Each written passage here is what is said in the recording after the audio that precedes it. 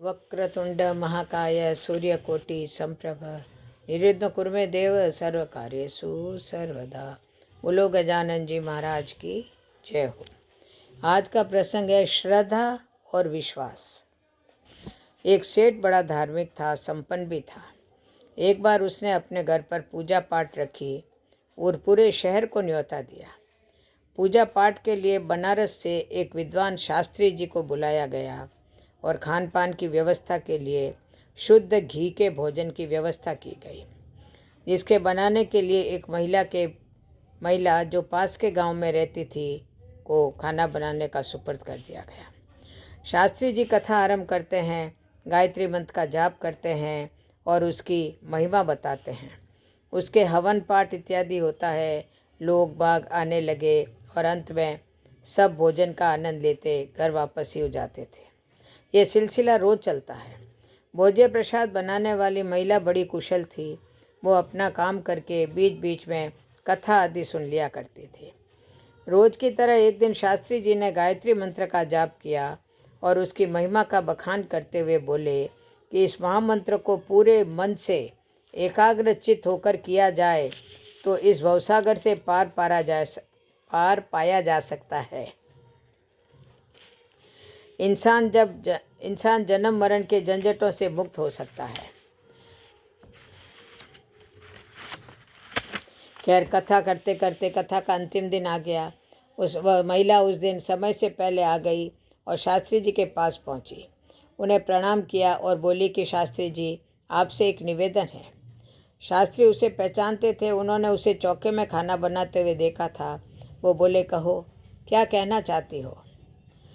वो थोड़ा सकुचाते हुए बोली, शास्त्री जी, मैं एक गरीब महिला हूँ और पड़ोस के गांव में रहती हूँ। मेरी इच्छा है कि आज का भोजन आप मेरी झोंपड़ी में करें। सेठ जी भी वहीं थे। वो थोड़ा क्रोधित हुए, लेकिन शास्त्री जी ने बीच में उन्हें रोकते हुए उसका निमंत्रण स्वीकार कर लिया और बोले, आप तो अन्नपूर्णा है। आपने इतने दिनों तक स्वादिष्ट भोजन करवाया। मैं आपके साथ कथा के बाद चलूँगा। वो महिला प्रसन्न हो गई और काम में व्यस्त हो गई। कथा खत्म हुई और वो शास्त्री जी के पास पहुंच गई। वायदे के अनुसार वो चल पड़े। गांव की सीमा पर पहुंच गए। देखा तो सामने नदी है। अब शास्त्री जी ठिठक कर रुक गए। बारिश का मौसम होने के कारण नदी उफान पर थी। कहीं कोई नाव भी नहीं दिख रही थी। शास्त्री जी को रुकता देख महिला ने अपने वस्त्रों को ठीक से अपने शरीर पर लपेट लिया। वह इससे पहले कि शास्त्री जी कुछ समझते, उसने शास्त्री जी का हाथ थामकर नदी में छलांग लगा दी और ज़ोर ज़ोर से ओम भूर्भुवः स्वः, ओम भूर्भुवः स्वः बोलने लगी और एक हाथ से तैरते हुए कुछ ही क्षणों में उफनती नदी की तेज धारा को पार कर दूसरे किनारे पहुंच गई। शास्त्री जी पूरे भीग गए और क्रोध में बोले, मूर्ख औरत, ये क्या पागलपन था?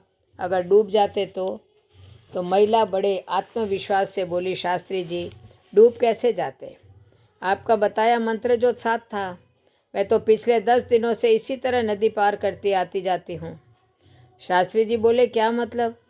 महिला बोली कि आप ही ने तो कहा था कि इस मंत्र से भवसागर पार किया जा सकता है, लेकिन इसके कठिन शब्द मुझसे याद नहीं हुए। बस मुझे ओम भूर्भुवः स्वः याद रह गया। तो मैंने सोचा भवसागर तो निश्चय ही बहुत विशाल होगा, जिसे इस मंत्र से पार किया जा सकता है। तो क्या आधा मंत्र से छोटी सी नदी पार नहीं होगी? और मैंने पूरी एकाग्रता से इसका जप करते हुए नदी सही सलामत पार कर ली। बस फिर क्या था, मैंने रोज़ के 20 पैसे इसी तरह बचाए और आपके लिए अपने घर आज की रसोई तैयार की है। शास्त्री जी का क्रोध व झुंझलाहट अब तक समाप्त हो चुकी थी कि कर्तव्य विमुट उसकी बात सुनकर उनकी आंखों में आंसू आ गए और बोले, माँ, मैंने अनगिनत बार इस मंत्र का जाप किया, पाठ किया और इसकी महिमा बतलाई, पर तेरे विश्वास के आगे सब बेसबब हो रहा। इस मंत्र का जाप जितनी श्रद्धा से तूने किया, उसके आगे मैं नतमस्तक हूँ। तू धन्य है, कहकर उन्होंने उस महिला के चरण स्पर्श किए। उस महिला को कुछ समझ नहीं आ रहा था। वो खड़ी की खड़ी रह गई। शास्त्री जी भाव विभोर से आगे बढ़ गए। वो पीछे मुड़कर बोले, माँ चलो, भोजन नहीं कराओगी? मुझे बहुत भूख लगी है।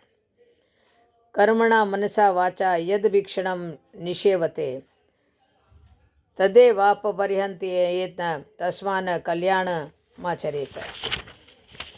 अर्थात मन, वचन और कर्म से हम लगातार जिस वस्तु के बारे में सोचते हैं वही हमें अपनी ओर आकर्षित कर लेती है। अतः हमें सदा शुभ चीज़ों का चिंतन करना चाहिए। ईश्वर से प्रार्थना है कि हम सभी स्वस्थ और तनाव मुक्त रहें। परम पिता परमात्मा से आपकी सपरिवार इष्ट मित्रों सहित कुशलता की कामना करती हूँ। बोलो जय श्री कृष्ण, जय जय श्री राधे।